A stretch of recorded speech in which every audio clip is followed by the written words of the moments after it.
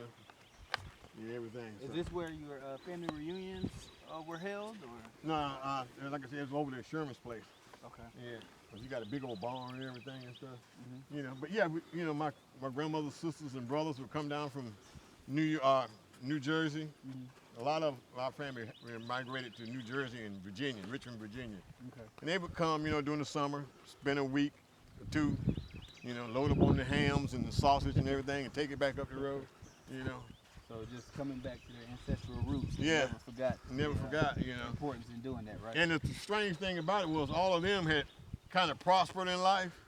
With some of my grandmother's sister, she went to college and got a degree and all like that. And my grandmother always reminded her, yeah, you got all that degree and everything, but it was off the money that I sent for you. Working on the farm. And this little farm girl sent to you for you to go to college. Right.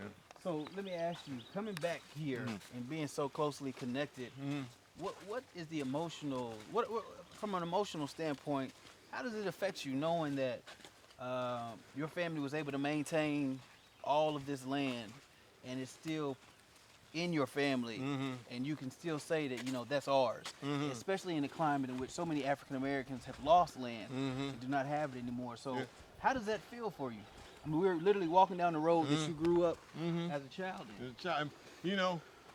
Irregardless of what might happen to me or what situation I might get in, because when I got out of the military and came back home, I had some hard times. I stayed here in the house, but I come to understand this is ours, mine, and as long as I'm, careful with it, you can't take this away from me. When I'm gone, this is gonna still be McNeil land. And to me that means something. Right. I've actually, put my hands in that dirt over there. And spent days out here in the hot sun, walking up and down them roads and everything and stuff. So, it gives me a connection. Yeah.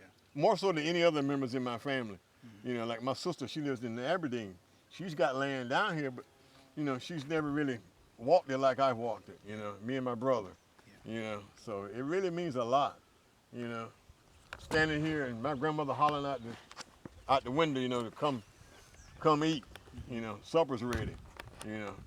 Run to the house and had to go to the hand pump, pump water and wash my hands and stuff, Come in the house and, she's got this good home cooked meal ready for us and everything. And like you're saying, no air conditioning, but the breeze blowing like today. Yeah, feels good. And we had a screened in porch. And I would lay out there on this little swinging couch she had, I would sleep out there at night, You want to sleep on the porch? Yes, ma'am. We're going out and get on the porch, Get you a pillow and some cover, and I lay out there on the porch. Yeah. And I was safe. Yeah. Even with all that craziness that was going on, Well, Grandma had a shotgun in the the house too. Exactly. But I knew that as long as I stayed here, and within these confines, I was safe. Good to go. And once I stepped out there in the road, either went that way or that way. Now I got to be aware. So this is kind of where, after you stepped out away from this perimeter right here, it's kind of when you had to kind of kick it up a notch in here with your safety piece. So earlier when we were talking, you were discussing that to be careful of the night riders. Yeah. And to avoid that, you would come out on this road. Yeah. See where that little white sign is right there? Yeah. Yeah. I would go down 1, 2, 3, that third, that fourth telephone pole, and turn left there. And I'd be on the Walls land, but he had a big old ditch there, and he had a big old like a railroad tie laying across it. I'd walk across that and then turn left and go to my aunt's house, which is right over there, and I'd come back the same way. And you talking about in pitch black? We didn't have any street lights. No, there wasn't no street lights. But I knew my way. I knew my way, and I say, and on that particular part, I'll probably walking on the land. I'm probably more afraid about snakes, things of this nature. But once I got out here on the highway, especially if I seen any headlights, boom, in the ditch. It could be. How many times do you remember possibly jumping into the ditch? Maybe about 2 or 3 times. Because she wouldn't let me go that often. Yeah. She wouldn't let me go that often. Every night, maybe once or twice a month, she'd let me go. Go down Harriet's house and watch TV and stuff like that. Yeah, again because of that safety factor, being concerned about something happening to you, Absolutely. and but they were aware of it, Yeah. so and it wasn't something that they.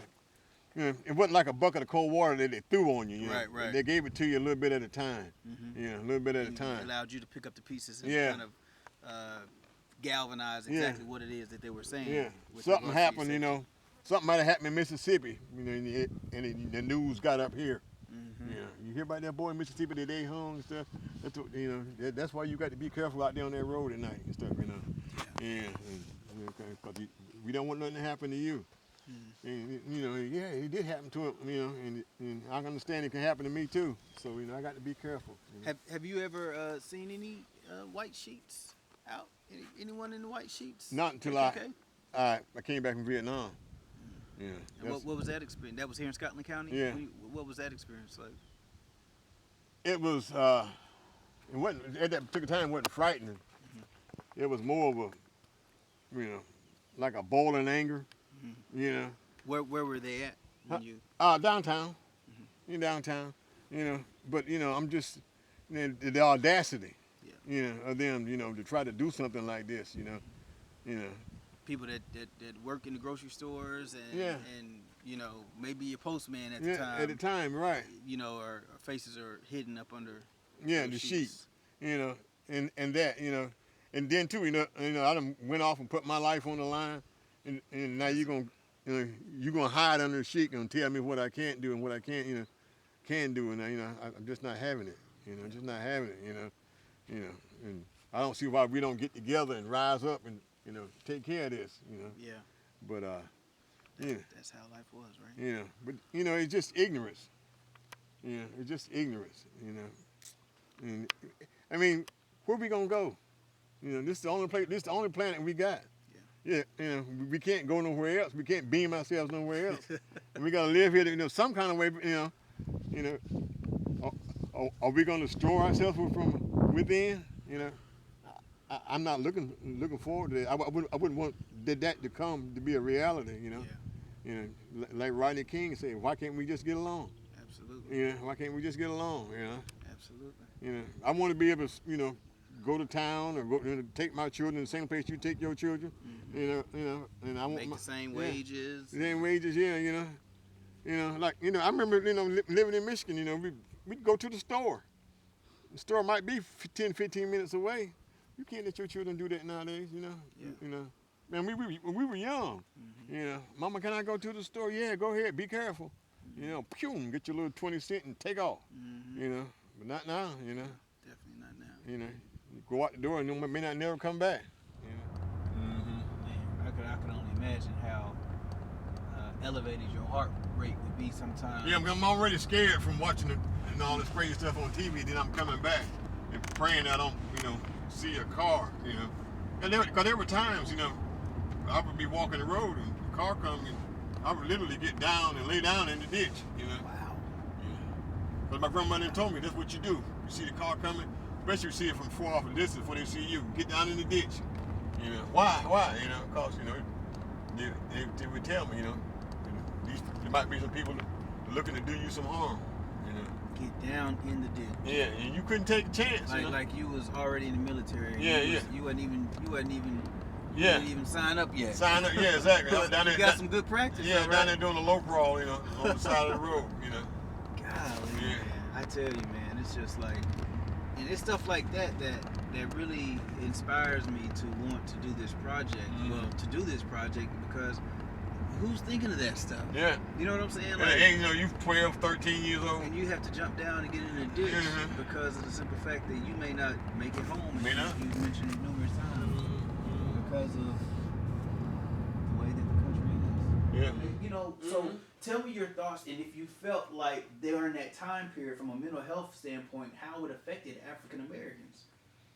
Well, again, like I'm saying, I was kind of a peculiar creature in the fact that I have, I lived up north, then I would come south, and as I got older, I really had to, I had to downshift coming down here, because I understand, the things I did up north I couldn't do down here, You know, I couldn't run up to some white girl and grab her by the hand and say, "Hey, how you doing?" and stuff like this, like all the things I was doing up north. And especially I can understand with the guys who were down here every day, all day, how it affected them. You know, because a lot of them, you know, there's a store up here on 401, and this guy named Floyd Breeden, he used to run this store. And he would give you stuff on the books. And a lot of the guys that when I went to school with, if you told him you was going to pay him Friday, don't come in there Saturday with your money. You know, because you're going to get beat down. You know, cussed out and everything else. You know, because you told me you were going to bring it Friday. So, you know, I can understand how growing up under that, you know, you in the store. I'm in the store. I'm you know, I done got all my stuff that I'm gonna buy. I'm standing in line to make my purchase, and up comes a white person steps right in front of me. You know. Now a week ago I was in Detroit, and there wasn't no problem. You know, but now this person steps in front of me, and I got to bite my tongue. You know, I got to I got to know where I got to know my place. You know, and it could be frustrating, like you say, angry. You know, and you don't have nowhere to vent. You know, you come home and tell your parents them about it, but they're trying to tell you that's how it is, son. You know, that's the way it is down here. You know, and you trying to wonder why is it like this? You know, I'm tired of these people doing all this kind of stuff to me. You know, and it really is frustrating. You know, like I say, you know, we had to park on Railroad Street. You know, again, my grandmother, when I go to town, she had a quart jar. You know, for me to pee in. You know, if you got to pee, then you always hear them. You're like, we get ready to go somewhere. Make sure you go to the bathroom. I'm like, you know, what's up with why we got to go to the bathroom? But see, you got the town there, but there wasn't a bathroom where you could go. You know, like it is now. You know, I see people now. You know, they just walk in the restaurant, go to the bathroom, and walk right on back out. You know, we couldn't do that. You know, we couldn't do that. You know, we could do it, but then are you willing to face the consequences for doing that? You know, things of this nature. You know, because it was. You know, like you're saying, yeah, especially as you got older, you know, and you started developing your own awareness and everything and stuff, you know, and you want to rebel against it, but your parents and everything want you to keep quiet because, you know, they want you to be alive, you know. And like a lot of them, you know, they were, some of them were sharecroppers. They were living on Mr. Charlie's place, you know, and if you went out and broke one of the rules, whatever, and he found out about it, you know, you could be put off the property. You know, where we gonna go now? You know, what we gonna do now? You know, we ain't got nowhere to stay. You know, see, that's what one of the things that, like I said, with my grandparents them owning their own land, they didn't have to go through all that. You know, they didn't have to go through all of that. You know, they knew sometimes that when they went to the market with their products and stuff, they might not get as much as they would get, but they would know, you know, an area or a price range that they would accept, you know. So yeah, you know, growing up down here was it was difficult. Yeah, it was really difficult, you know. So as far as schooling, because I know you went to a segregated school, Shaw. Yeah. Yeah. So if you can talk about the safety of going to a segregated school, because it's all people that look like you. Yeah, yeah. And then how you had that, how you had to transition into, because you were still school age when desegregation happened, right? Yeah. So, I graduated in '67. Okay, yeah. So if you can talk about the safety factor of being in a segregated school, and what you liked, what you may not have liked, and then transitioning into a desegregated school. Okay. Again, like I said, when I come down, my daddy, he got stationed in the Azores, some islands off the coast of Portugal. I went to 9th grade and the 10th grade there, military school. You know, there was only 6 of us in the whole school. You know, I think six of us, and sadly, only 3 of them were girls. You know, something like that. There were more boys than were girls. You know, but anyway, I got back home with the Shaw. Okay. What I liked about Shaw was it was people like me. We had the same interests, you know, the same aspirations, you know, and the teachers they pushed you to succeed, to be whatever it is that you wanted to be. And they controlled the classroom, not the students. You know, teacher would step out, I'm gonna step out for a few minutes, y'all keep working. And that's what we do. You know, we kept working, we were quiet and things of this nature and everything. But see, they knew my grandparents, they knew your grandparents, your parents, or whatever, you know. Some of them teachers would get out of college and come down to Shaw to teach, and they might live at your house. You know, your parents might have a spare room, you know, where Miss Brown's gonna be staying with us. Well, Miss Brown's my English teacher, you know, but she's back in the back room, you know. And we had that kind of relationship, you know, and I enjoyed it, you know, with the music and everything and stuff, you know, and going into the lunchroom, you know, Miss Bessie made in there cooking, you know, I mean cooking, not some of the stuff they get you now, that's already, you got biscuits and gravy and mashed potatoes and all that kind of good stuff, you know. It was really, to me, a healthy social environment. You know, because I was, like I said, I was with people that had the same interests that I had. You know, on the weekends, you know, we would go whatever little clubs, juke joints, whatever they had. You know, that's where we would hang out at. You know, and it was strange if you see a white person show up. You know, the first thing we want to know is what are they doing here? You know, but it was for me. You know, coming back and going to all black school. It was healthy for me, even especially in my senior year when I moved to South Carolina and went to an all black school. You know, my mother had a choice. She could have sent me to the white school because they were integrating at that time, but she knew that this was a year for my prom, and if I go to a predominantly white school, where am I going to get a date from to go to the prom? And this is my last year, so she sent me to the black school. She sent my sister. And she sent my sister to the all-white school. You know, the school that was predominantly white. Just because she had never gone to school with an all-black, student body. So you know, she probably would have been picked on more so at the black school than she would have been at the white school. So my mama sent her to the white school. You know, sent my sister, my little baby brother, and my baby sister. She sent them to the all-black elementary school. You know, but yeah, the school. For me, in that sense, it was really a learning experience. All that stuff that we've gone through, you know. I remember my daddy was telling me he was in Saudi Arabia back in the 50s. And you understand how Saudi Arabia is now. You say, but back then, you know, you couldn't do nothing. You know, you stationed overseas.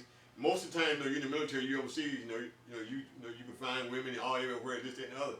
They couldn't do anything. You know. And this white guy came to him and asked him one day. He said, "What is it with y'all? Y'all sit here in the barracks playing cards and stuff and everything, you know, and we can't go to town, we can't drink no beer. What is it with y'all? Why aren't y'all?" He said, "Man, we used to this. You know, this is how we come up. You know, we know that, you know, y'all done put this wall up telling us we can't, you know, go past this wall. But now in this generation, you know, they're starting to tear the wall down and everything, is understand that. But they shouldn't forget. I'm saying, pleading with them, please don't forget, you know, where you came from, you know, how you got here, the ancestors and everything that they've, you know, done for you. We just had a thing in our church. The last month was Women's Month.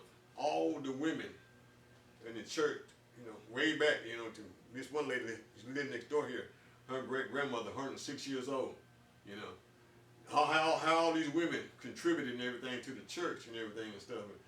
And it's important for us to understand that, you know, that we didn't get here by ourselves.